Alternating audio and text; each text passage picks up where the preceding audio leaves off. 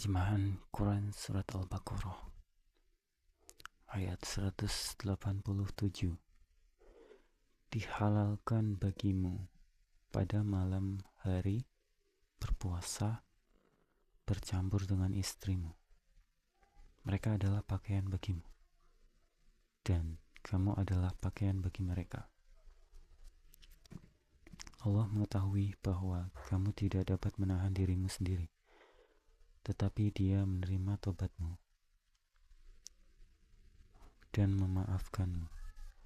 Maka sekarang campurilah mereka dan carilah apa yang telah ditetapkan Allah bagimu. Makan dan minumlah hingga jelas bagimu perbedaan antara benang putih dan benang hitam, yaitu fajar. Kemudian sempurnakanlah puasa sampai datang malam. Tetapi jangan kamu campuri mereka ketika kamu beriktikaf dalam masjid. Itulah ketentuan Allah. Maka janganlah kamu mendekatinya. Demikianlah Allah menerangkan ayat-ayatnya kepada manusia agar mereka bertakwa. Keterangan nomor 64. I'tikaf ialah berada dalam masjid dengan niat beribadah dan mendekatkan diri kepada Allah. Ayat ke Asbabun Nuzul ayat 187. Umar bin Khattab menggauli istrinya setelah tidur. Kemudian datang kepada Rasulullah SAW dan menceritakan hal itu. Maka turunlah ayat ini. Ayat ke-188. Dan janganlah kamu makan harta di antara kamu dengan jalan yang batil. Dan janganlah kamu menyuap dengan harta itu kepada para hakim dengan maksud agar kamu dapat memakan sebagian harta orang lain itu dengan jalan dosa, padahal kamu mengetahui. Ayat ke-189. Mereka bertanya kepadamu Muhammad tentang bulan sabit. Katakanlah, itu adalah petunjuk waktu bagi manusia dan ibadah haji, dan bukanlah suatu kebajikan jika memasuki rumah dari atasnya. Tetapi kebajikan adalah kebajikan orang yang bertakwa. Masukilah rumah-rumah dari pintu-pintunya dan bertakwalah kepada Allah agar kamu beruntung. Asbabun Nuzul ayat 189. Dari Ibnu Abbas bahwa orang-orang bertanya kepada Rasulullah SAW tentang bulan sabit, lalu turun ayat ini. Hadis riwayat Ibnu Abi Hatim.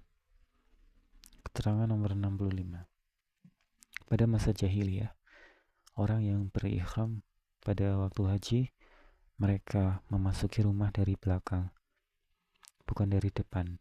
Hal ini ditanyakan pula oleh para sahabat kepada Rasulullah SAW, sehingga turunlah ayat ini. Ayat ke-190. Dan perangilah di jalan Allah orang-orang yang memerangi kamu, tetapi jangan melampaui batas. Sungguh Allah tidak menyukai orang-orang yang melampaui batas.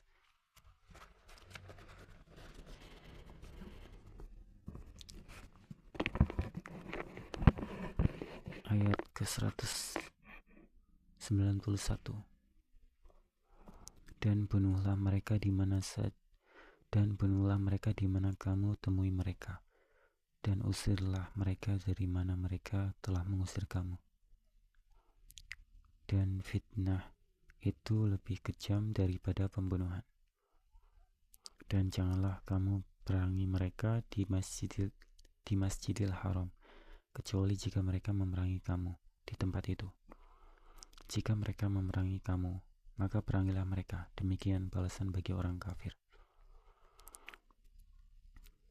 Keterangan nomor 66, fitnah menimbulkan kekacauan. Fitnah dalam kurung menimbulkan kekacauan seperti mengusir sahabat dari kampung halamannya, merampas harta dan menyakiti atau mengganggu kebebasan seseorang beragama. Ayat ke-192.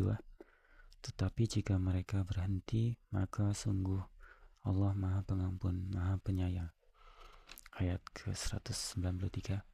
Dan perangilah mereka itu sampai tidak ada lagi fitnah, dan agama hanya bagi Allah semata. Jika mereka berhenti, maka tidak ada lagi permusuhan kecuali terhadap orang zalim.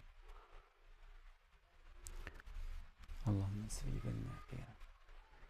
Ayat ke-194.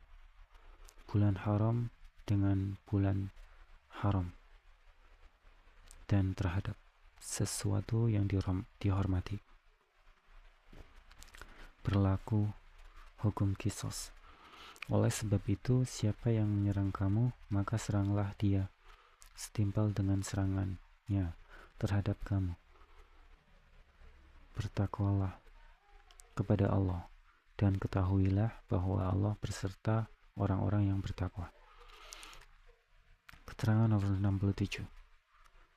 Kalau umat Islam diserang di bulan haram, yang sebenarnya di bulan itu tidak boleh berperang, maka diperbolehkan membalas serangan itu di bulan itu juga. Keterangan nomor 68. Maksudnya antara lain ialah bulan haram dalam kurung bulan Zulkaidah, Zulhijjah, Muharram, dan Rajab. Tanah haram dalam kurung Mekah dan Ihram. Ayat ke-195. Dan infakkanlah hartamu di jalan Allah, dan janganlah kamu jatuhkan diri sendiri ke dalam kebinasaan dengan tangan sendiri, dan berbuat baiklah, sungguh Allah menyukai orang-orang yang berbuat baik. Asbabun Nuzul ayat 195 dari Huzaifah bahwa ayat ini turun tentang nafkah. Hadis riwayat Bukhari. Ayat ke-196. Dan sempurnakanlah ibadah haji dan umroh karena Allah. Tetapi jika kamu terkepung oleh musuh, maka sembelihlah hadyu yang mudah didapat. Dan jangan kamu mencukur rambut kepalamu sebelum hadyu sampai di tempat penyembelihannya. Jika ada di antara kamu yang sakit atau ada gangguan di kepalanya, lalu dia bercukur, maka dia wajib berfidyah, yaitu berpuasa, bersedekah, atau berkurban. Apabila kamu dalam keadaan aman, maka barang siapa mengerjakan umroh sebelum haji, dia wajib menyembelih hadyu yang mudah didapat. Tetapi jika dia tidak mendapatkannya, maka dia wajib berpuasa 3 hari dalam musim haji dan 7 hari setelah kamu kembali. Itu seluruhnya 10 hari. Demikian itu bagi orang yang keluarganya tidak ada dalam kurung tinggal di sekitar Masjidil Haram. Bertakwalah kepada Allah dan ketahuilah bahwa Allah sangat keras hukumannya.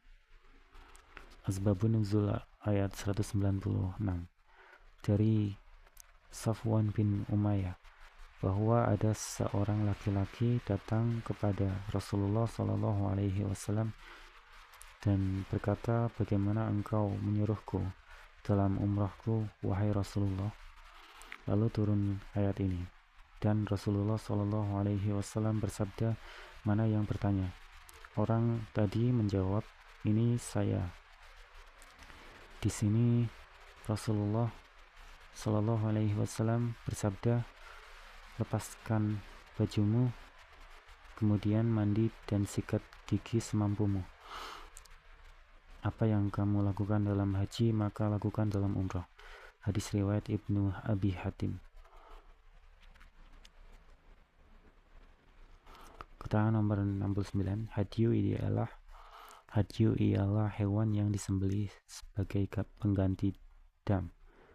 Pekerjaan wajib haji yang ditinggalkan atau sebagai denda karena melanggar hal-hal yang terlarang mengerjakannya di dalam ibadah haji.